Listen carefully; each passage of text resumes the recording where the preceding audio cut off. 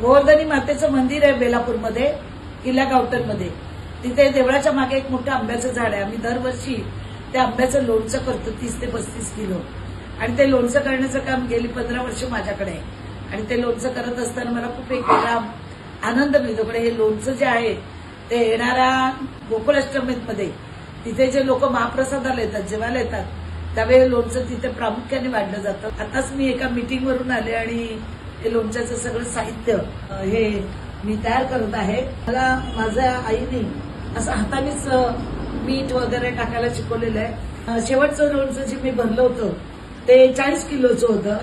यावेळी आंबा मला कमी मिळालेला आहे. आता हे सर्व जे मसाले आहेत ते भाजून का घेतात, कारण भाजल्यानंतर त्याच्यामध्ये कुठेही पाण्याचा अंश, मीठ पण भाजून घ्यायचं असतं, पाण्याचा अंश राहता कामा नये.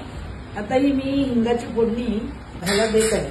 ही हिंगाची फोडणी तयार झाली का सिक्रेट मसाल्यामध्ये आता ही हिंगाची फोडणी मी टाकणार आणि मी जे गरम केलेलं तेल आहे ते टाकणार. खड्या हिंगामध्ये सुवास चांगला असतो, सुगंधी असतो.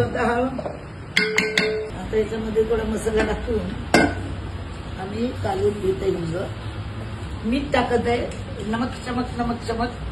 आणि हे मी मीठ पूर्ण माझ्या आईने असं हाताने टाकायला शिकवलेलं. कुठलं माप नाही, काय नाही, काय नाही. उद्या कमी पडलं तर पुन्हा मी मीठ टाकते वरून. पण पहिली गोष्ट, मिठाशिवाय कुठल्याही पदार्थाला चव नसते. त्या तेलामध्ये मी थोडा हा मसाला जो आहे लोणच्याचा तो असं मी टाकत आहे.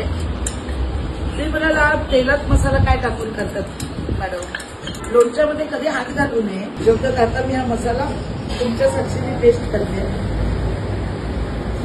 वा, खूप सुंदर झालेला आहे. आम्ही ऑइल टाकत आहोत, तेल टाकत आहोत. तेलात मसाला सगळा चांगल्या रीतीने कालवून द्यायचं मस्तपैकी. हे 5 किलो तेल आहे. पुढे जास्त लागलं तर जास्त झालं.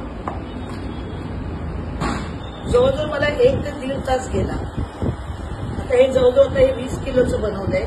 आणि मला वेळ मिळाला त्यावेळी मला असं स्वयंपाक करायला आवडतो आणि जास्तीत जास्त लोकांचा करायला आवडतो. आता हे लोणचं बनवून तयार झालेलं आहे. आता हे मी आमच्या गोवर्धनी मातेला त्याचा नैवेद्य ठेवणार, घरच्या देवाला नैवेद्य ठेवणार आणि नंतर हे लोणचं सगळ्यांना द्यायला मी मोकळी आहे. धन्यवाद.